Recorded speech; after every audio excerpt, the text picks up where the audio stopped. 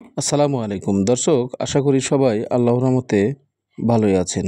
আজকে আপনাদের সাথে শেয়ার করব আমন ধানের জমিতে সার প্রয়োগ পদ্ধতি।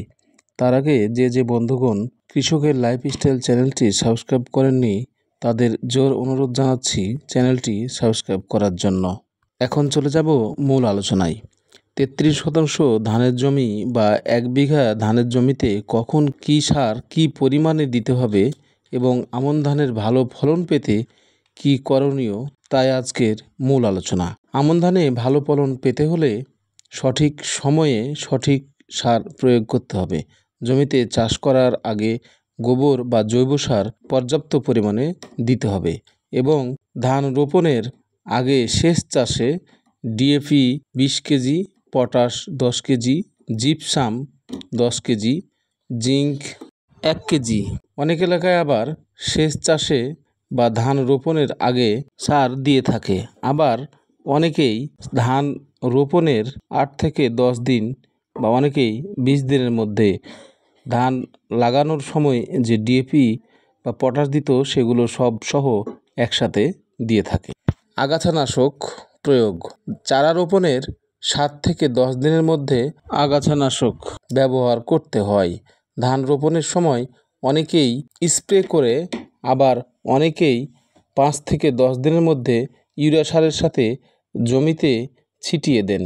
আমরা এই জমিতে ধান রোপণের আগে সেচ চাষে কোনো সার ব্যবহার করি নাই, তাই ধান রোপণের 7 থেকে 8 দিনের মধ্যে 5 কেজি ইউরিয়া সারের সাথে আগাছানাশক দিয়েছি এবং আজকে ধান লাগানোর বয়স 20 দিন, তাই আজকে টোটাল ডিএপি সহ সব সার ব্যবহার করব। আমরা 1 বিঘা জমিতে ডিএপি দিয়েছি 20 কেজি, ইউরিয়া দিয়েছি 10 কেজি, পটাশ 10 কেজি, জিপসাম দিয়েছি 5 কেজি, জিঙ্ক 1 কেজি, দানাদার কীটনাশক 1 কেজি, সালফার ইউজ করেছি 1 কেজি। সবগুলো সার এবং কীটনাশক একসাথে ভালো করে মিশিয়ে নিচ্ছি। মিশানোর পর জমিতে সমানভাবে ছিটানো হবে। কথা বুঝছেন? লে মাঝে মধ্যে আপাকে দেখা দেখাও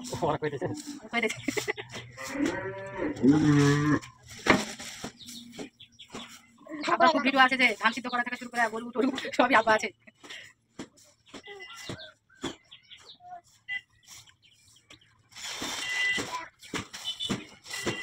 মোবাইল কোন কিনবে গো? মোবাইল কোন কিনবে? আলহামদুলিল্লাহ। তোমাকে কোনো পছন্দ হলো না? আমাকে নিতে পারো। কীটনাশক সহ সবগুলো সার একসাথে মিক্স করা হয়ে গেছে, রেডি হয়ে গেছে। এখন আমরা জমিতে নিয়ে যেয়ে সমানভাবে ইনশাআল্লাহ সারগুলো প্রয়োগ করব। চলুন দেখি আমরা জমিতে সার কিভাবে প্রয়োগ করছি। আমরা ধানের জমিতে চলে এসেছি, এখন সার সমানভাবে ছিটানো হবে।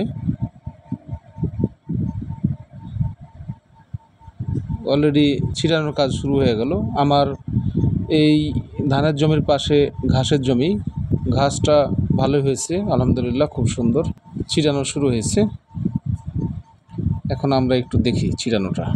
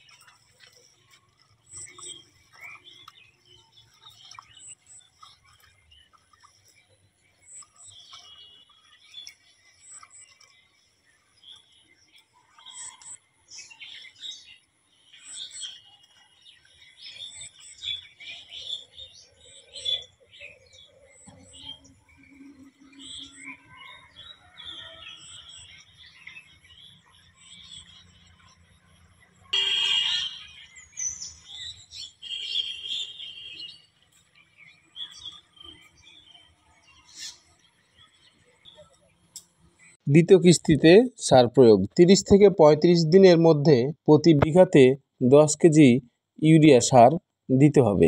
তারপরে তৃতীয় কিস্তি বা শেষ কিস্তি। তৃতীয় কিস্তিতে চারা রোপণের 40 থেকে 50 দিনের মধ্যে 5 কেজি ইউরিয়া সার এবং 7 থেকে 8 কেজি পটাশ একসাথে মিশিয়ে জমিতে সমানভাবে ছিটাতে হবে। ভালো ফলনের জন্য দেখতে হবে কখন কোন রোগবালাই ধানে আক্রমণ করেছে কিনা। রোগবালাই আক্রমণ হলে অবশ্যই বালাইনাশক সঠিক সময়ে, সঠিক মাত্রায়, সঠিক পদ্ধতিতে ব্যবহার করতে হবে, তাহলেই ভালো ফলন পাবো ইনশাআল্লাহ। আর বালাইনাশক সম্পর্কে পরবর্তীতে আরও একটি ভিডিও দিব ইনশাআল্লাহ। এই ভিডিওতে আজকের মতো এ পর্যন্তই। যদি ভিডিওটি ভালো লেগে থাকে, কৃষককে সাপোর্ট দিয়ে কৃষকের লাইফস্টাইল চ্যানেলটি সাবস্ক্রাইব করে বেল আইকনটি টিপে দিয়ে পাশেই থাকবেন। আসসালামু আলাইকুম।